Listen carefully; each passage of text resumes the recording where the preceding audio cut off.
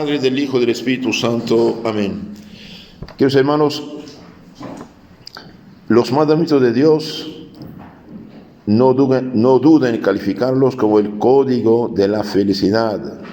El código de la felicidad. Si usted maneja un carro y respeta el código, no hay accidente. Si usted maneja un carro y llega a una curva muy aguda, muy peligrosa, dice 20 kilómetros por hora, usted hace 120, va a bajar, no puede matarte. Y el ingeniero que puso 20 por hora no lo hizo por capricho, lo hizo para cuidar a la gente. Dios, que es nuestro creador, nuestro Padre Celestial, nos dio los 10 mandamientos para ayudarnos a comportarnos como seres razonables, responsables y triunfar nuestra vida. Los mandamientos son 10, 3 para con Dios: amar a Dios más que todas las cosas, no jurar en vano los nombres de Dios, santificar el día del Señor, sumamente importante. Y después los otros 7 son para con el prójimo. Pero los 7 mandamientos para con el prójimo: honrar padre y madre, no matar, no fornicar, no robar, no mentir, no desear mujer ajena, no desear bienes ajenos. Estos 7 mandamientos dependen de los 3 primeros. Y fíjese, curioso, de los 10 mandamientos, 2 hablan de la propiedad ajena. Y también 2 hablan de la pureza o respeto de su cuerpo, respeto de la mujer ajena, ¿no? Curioso, ¿no? 2, no robarás, no hurtarás, no robarás, y no desearás los bienes ajenos. Porque para Dios, el hecho de consentir en su alma, en su corazón, en su voluntad hacer algo malo, ya es pecado, ya es como haber hecho. Nuestro Señor es muy claro: el que se fija, dice, en una mujer codiciándola, ya adulteró en su corazón. Aunque esté 50 metros lejos, él piensa mal, piensa pecar con ella, ya pecó, ya es adúltero. ¿Sí? Lo mismo, no robarás, es tomar bienes ajenos. Pero tampoco dice no desearás los bienes ajenos. ¿Por qué? Porque el robo, el hurto, la rapiña, etcétera, viene del hecho de haber deseado los bienes ajenos. Entonces vamos a ver lo que dice aquí el Catecismo Mayor de la Iglesia Católica, publicado por el Papa San Pío X, séptimo y 10º mandamientos, número 433. ¿Qué nos prohíbe el séptimo mandamiento? ¿Qué nos prohíbe? Bien, dice: no hurtarás, no robarás. No hurtarás prohíbe tomar o retener injustamente lo ajeno, o causar algún daño al prójimo en la hacienda, en los bienes, de cualquier modo que sea. Entonces nos prohíbe tomar o retener injustamente lo ajeno, o causar algún daño al prójimo en sus bienes, en su hacienda, o cualquier otro modo que sea. Y esto está en el Éxodo, capítulo 20, 15, también la carta a los Corintios. ¿Qué quiere decir hurtar? Hurtar, robar, quiere decir tomar injustamente la hacienda ajena contra la voluntad de su dueño, es decir, cuando éste tiene toda la razón y el derecho de no querer ser privado de ella. Alguien viene que debe la llave de tu carro, no, entonces quieres quitársela a pesar suyo. Eso tomar injustamente. Entonces cualquier bien que uno toma contra la voluntad de su dueño, bien, es un hurto, no tiene derecho de hacerlo. ¿Por qué se prohíbe el robar, hurtar? Porque se peca contra la justicia y se hace injuria, daño al prójimo, tomando o reteniendo contra su derecho y voluntad lo que le pertenece. Entonces, por hecho de robar, se peca contra la virtud de la justicia. La justicia es dar a cada uno lo suyo. A Dios lo suyo, al prójimo lo suyo, a mí el mío. Cuando yo quiero tomar bienes ajenos a pesar del dueño, bien, ahí hago un pecado contra la justicia e injurio, deshonro al prójimo. tomando o reteniendo contra su derecho y voluntad lo que le pertenece.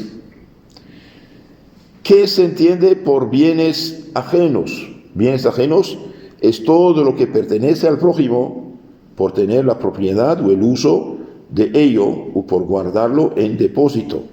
Entonces, bienes ajenos son todo lo que pertenece al otro por tener la propiedad o el uso de ello o por guardarlo en depósito. Por ejemplo, un trabajador, no se trabaja por una empresa, la moto, si alguien quiere quitarle la moto a esta persona, es injusto. ¿Por qué? Porque tiene el uso de esto, pero no es de él, pero sin embargo es de alguien. Entonces, si uno quiere tomar esa moto injustamente, peca también. ¿De cuántas maneras se toman injustamente los bienes ajenos? Y bien, se toman los bienes ajenos de varias maneras. Con el hurto o con la rapiña. Y también, de cierto modo, con la usura. Es un hurto disimulado. ¿Sí? Bien, ¿qué es hurto? Mire, el catecismo clarifica el sentido de las palabras. ¿Qué es el hurto? El hurto o el robo, se comete hurto o robo cuando se toman ocultamente los bienes ajenos, ocultamente. Ahora, por ejemplo, un hijo que roba cosas de sus papás ocultamente, este es un ladrón. Y el peor ladrón es el de la familia, ¿no? Entonces, hurto cuando uno toma ocultamente, en secreto, los bienes ajenos. ¿Y qué es rapiña? Bien, se comete rapiña cuando se toman los bienes ajenos con violencia y manifiestamente. Entonces hay diferencia. El hurto en oculto, en secreto. La rapiña es tomar de fuerza los bienes ajenos, con un asalto, por ejemplo,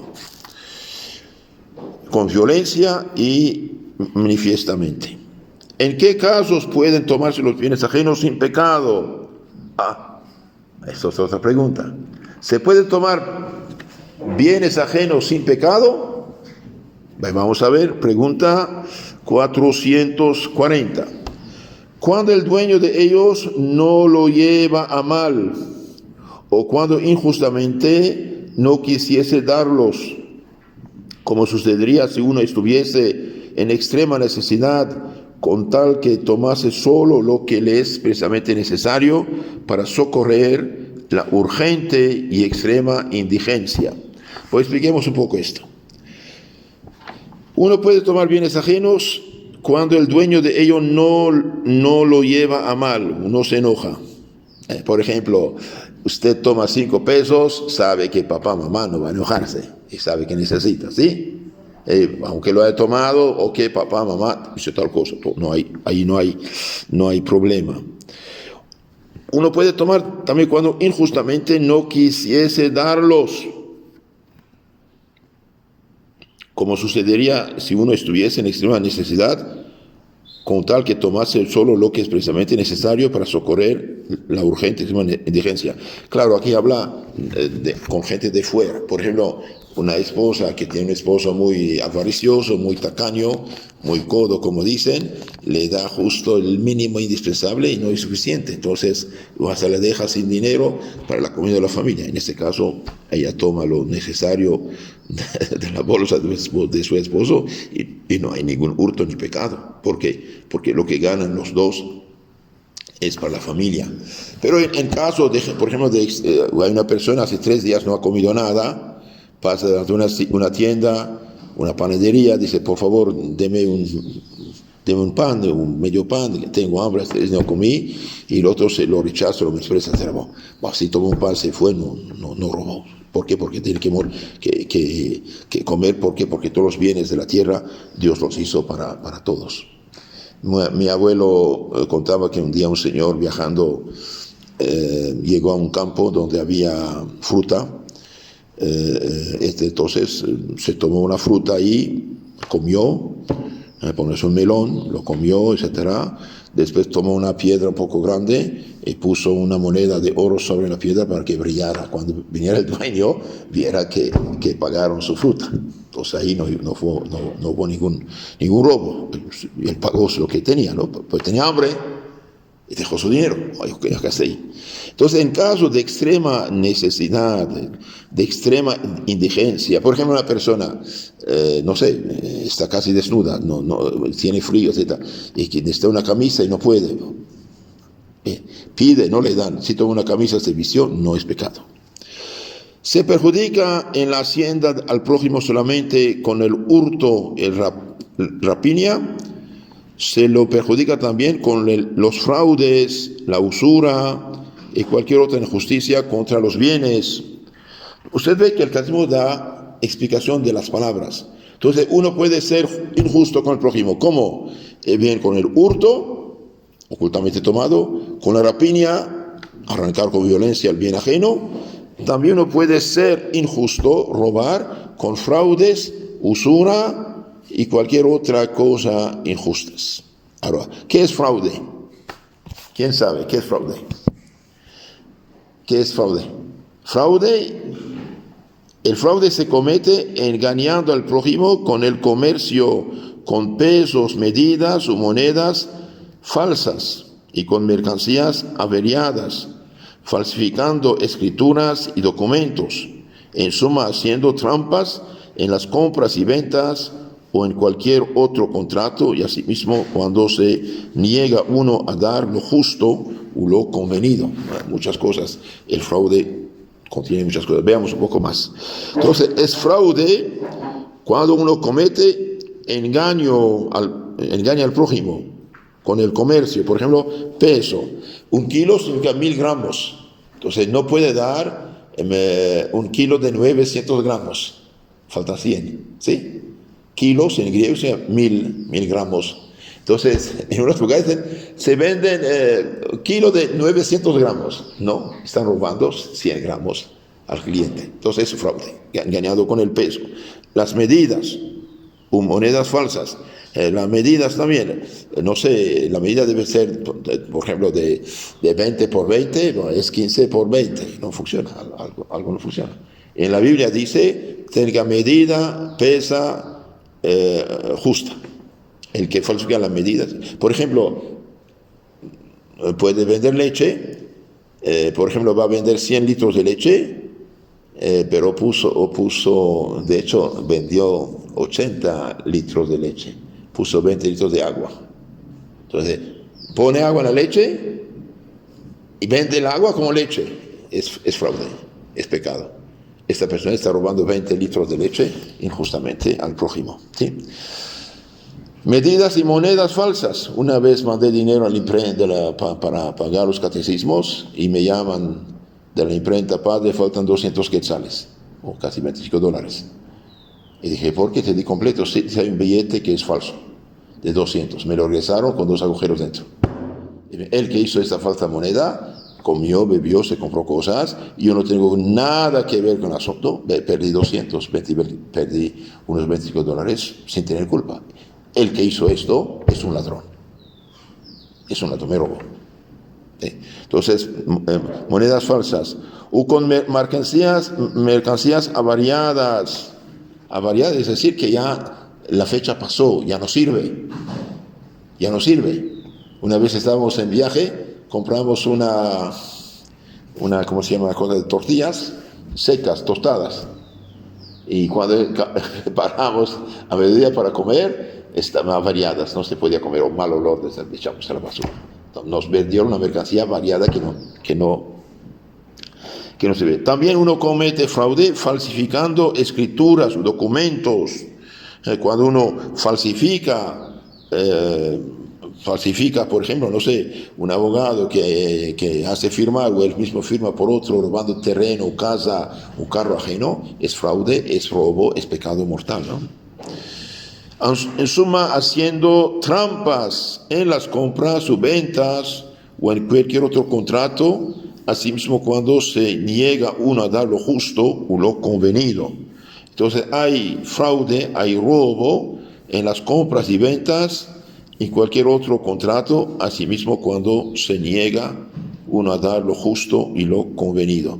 Y bien, todo esto es injusto, va contra la justicia, y por tanto es pecado. Claro, depende de la cantidad de las cosas. Bueno, una pequeña cosita de, no sé, se equivocó de 100 gramos, no es grave, pero cuando es mucho, es grave y pecado grave. Entonces, dijimos, peca como con fraude, ¿y qué más? Con usura. La pregunta 443. ¿Cómo se comete la usura? Bien, la usura se comete cuando se exige sin legítimo título un interés ilícito por alguna cantidad prestada, abusando de la necesidad o ignorancia de la gente. La usura se hace prestamistas particulares que no tienen autorización o bancos, ¿no? Y bien, la usura es un robo. Que haya un cierto interés, ok, un negociante toma un dinero al banco, un particular, lo hace fructificar, le da una parte de la ganancia, está bien, es correcto, está bien, pero cuando le pide 20, 30, 40, vi un caso a veces 60% anual, caramba, es robo. Esta gente nunca va a salir de los problemas. Una persona tiene, no sé, un enfermo grave, van a hacer una operación, toma un dinero prestado y aprovechan para exigir, no sé, el 20% mensual. A veces me dijeron que hay gente que cobra diario, un interés diario. Es gravísimo esto, es muy grave. Entonces, los que esto hacen realmente son usureros, son chupasangre del pobre. Y yo les aconsejo, cuidado con las deudas. Cuidado con los bancos, cuidado con los usureros, cuidado de no gastar lo que no tienen. No se gasta lo que no tiene. Voy a tomar prestado, comprar la cosa de poco a poco. No, usted lo paga 2, 3 veces más. Junte tu dinero, pague cash y baje el precio. De hecho, cuando el negociante ve el dinero en tu mano, le brillan los ojos, quiere tenerlo. Hasta te baja el costo. Y cuando usted compra a crédito y que viene el cobrador cada semana, tocarte la puerta, es usted que paga ese cobrador, no es la empresa. Entonces, cuidado a la usura, no sé, un interés justo, razonable, ok, pero de 20, 30, 36, 40%, eso realmente es robo. No se pongan esas cosas. No sean tontos. ¿Qué dije?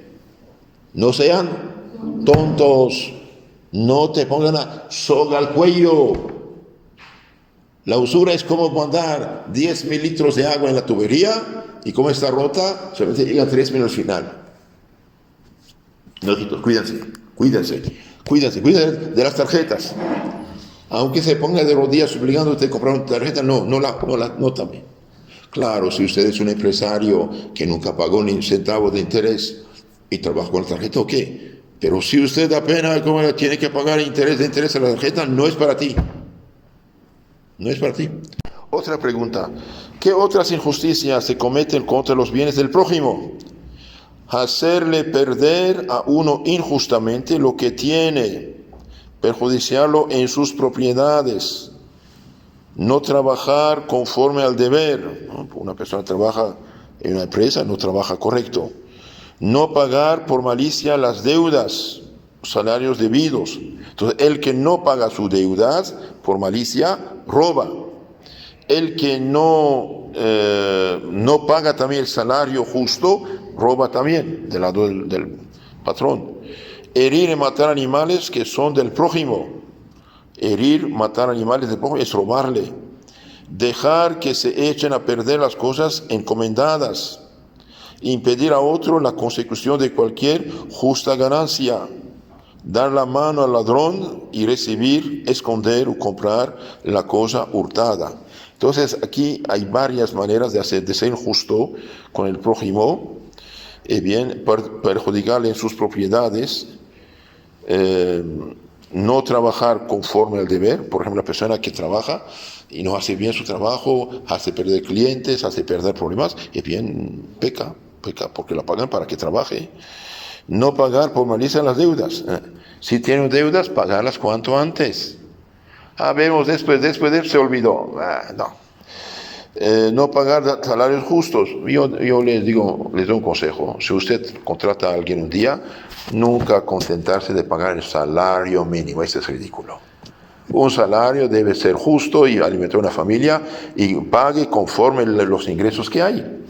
Este mes hubo muchos ingresos, diré mucho más, pero mínimo, ¿y qué? Si no puede vivir con esto, es un problema. Matar sus animales, dijimos, también está mal. Robar, no, ayudar al ladrón, comprar las cosas robadas, es pecado también. Si usted sabe que esa cosa es robada, es bien no participar en esto. Alguien viene a vender fruta o legumbres en tu casa y de dónde sacó, las robó del campo, no debe hacerlo. Otra pregunta, ¿es pecado grave hurtar? ¿Es pecado grave contra la justicia cuando la materia es grave? Por ser cosa importantísima que se respete el derecho de cada cual a lo suyo, y esto para bien de los individuos, de las familias y de la sociedad. Entonces, cuando uno roba, ve como es pecado grave contra la justicia. Ahora, robar 3 pesos, bueno, no es pecado mortal, es pecado venial, pero robar el sueldo mínimo de una familia del día, sí es pecado mortal. Yo les aconsejo, ni poco ni mucho, ¿sí? ¿Cuándo es grave la materia del hurto, del robo? Es grave cuando se quitan cosas de importancia y también, aunque lo que se hurta sea de escasa monta, si con ello se perjudica notablemente al prójimo. Entonces, cuando nos hace daño al prójimo, y bien que esa pequeña cosa sí es pecado grave. ¿Qué nos manda el 7º mandamiento? Entonces, hemos visto lo que prohíbe. ¿Qué prohíbe? Prohíbe el hurto, la rapiña, el fraude, la usura, hacer daño en cualquier cosa a sus bienes. Y es pecado mortal contra la justicia cuando la cosa tiene una cierta importancia. Si usted toma un chocolatito ahí chiquito, bueno, no es pecado mortal, gracias a Dios. Pero si usted tomó algo que causa problemas a la persona o que pone su vida en peligro, el equivalente de un sueldo mínimo, sí es pecado. Pero padre, yo robo solamente a los ricos. Ni rico ni pobre, no robarás, dice Dios. Esto tampoco. Ahora, ¿qué nos manda el mandamiento? Bien, el 7º mandamiento nos manda que se respete la hacienda, los bienes ajenos, que se pague el jornal justo al trabajador, al operario, y que se guarde la justicia en todo lo que mira a la propiedad de los demás. Entonces nos manda de respetar los bienes ajenos, de pagar un jornal, un salario justo, y se guarde la justicia en todo lo que mira la propiedad de los demás. Basta con la confesión al que ha pecado contra el 7º mandamiento. Por ejemplo, alguien robó el carro, la moto, el reloj, el teléfono del prójimo y va a confesarse. Ya me confesé. Ok. ¿Basta con la confesión remediar esto? No. Bien, hace falta al que ha pecado contra el 7º mandamiento, no le basta la confesión, sino que debe hacer lo que pueda para restituir lo ajeno y resarcir los perjuicios. Entonces debe restituir lo que ha robado y resarcir los perjuicios. Entonces, sin restitución no hay salvación, que quede claro eso también. Entonces, el que ha robado debe remediar. Pero padre, yo robé la cosa, comí lo que robé. Está bien, pero debe pagar el equivalente. Entonces, si uno ha robado, claro, sin pequeña cosa ridícula, ok, se remedia esto. Pero sin cosa importante, hace falta. Un día leí en un libro, un muchacho robó a un pastor protestante. Él robó, no sé, ponle $10,000. Y como era católico, se fue a confesar en Pascua. Padre, he robado al pastor $10,000. Muy mal, hijo. ¿Qué esté con ellos? Los tengo todavía. Qué bueno, que tráigalos. Y como, no, pero va a echarme a la cárcel. Tráigalos, vamos a arreglar esto. Entonces el padre toma el dinero, le firmó una carta al muchacho. Y yo, padre fulano, tomé de ese muchacho tanto. Va a tocar la puerta del pastor. Pastor, ¿perdiste algo? Sí, padre, perdí toda mi fortuna. Aquí está. ¿Quién? No te importa, aquí está. Tac.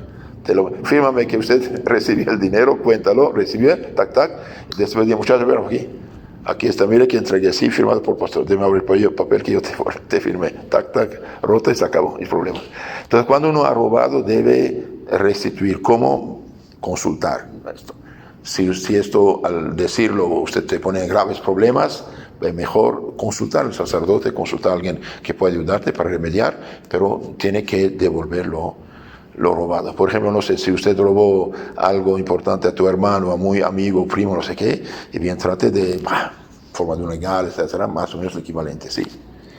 Si la persona está muerta, sus herederos, si no tiene herederos, en este caso es la limosna para los pobres, o hacer celebrar una misa por esa persona, pero devolver. Terminamos. ¿En qué consiste resarcir los perjuicios? Resarcir los perjuicios consiste en la compensación que ha de darse al prójimo por los frutos o ganancias que perdió a causa del hurto o de otras injusticias cometidas con daño de él. Por ejemplo, usted suponga que alguien robó el taxi de alguien, taxista, lo dejó sin trabajo un mes. Ahí no solamente el carro, sino también todo el pan cotidiano tiene que ganar. Entonces allí tiene que resarcir, tiene que devolver. ¿A quién se le debe restituir las cosas robadas? ¿A quién se robó? A sus herederos, si ya murió.